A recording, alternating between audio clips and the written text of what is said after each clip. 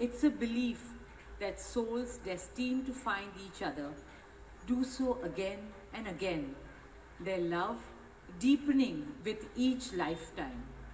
As we continue with the Vivah Sanskar, the wedding ceremony, we are about to witness the noblest of all acts in Indian culture, the Kanyadan, commonly signifying the giving away of the bride by her parents. But as a daughter myself, as the mother of a daughter and also a mother in law, I know that no parents can ever give away their daughters. Daughters are life's biggest blessings and greatest joys. They are manifestations of Goddess Lakshmi, bringing abundance and auspiciousness to our homes and lives from the time they are born. They are the purest part of our souls, intertwined with our very being. How does one part with a piece of the heart? The affection, joy, and memories a daughter or Kanya has shared with her family over the years cannot be handed over.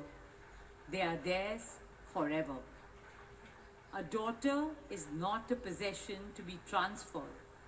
She's a blessing to be cherished and treasured. She's a source of happiness, love, and light that will now also share with her new family. India's spiritual and cultural traditions hold women in the highest esteem. Our scriptures teach us where there are daughters, there is auspiciousness. Daughters have a higher God-given power. हमारी बेटियां घर को स्वर्ग बना देती है. स्त्री पूजनीय है, वो जननी है, वो अन्नपूर्णा है, वो सुख, समृद्धि और ऐश्वर्य लाती है.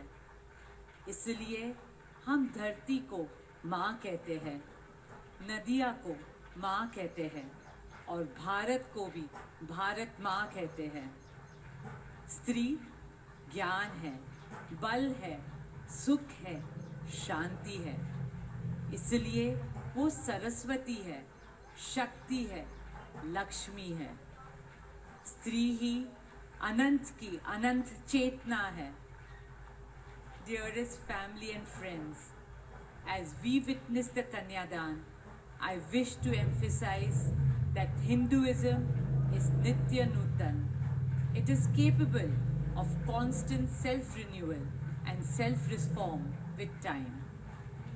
An Indian wedding rests on the foundation of perfect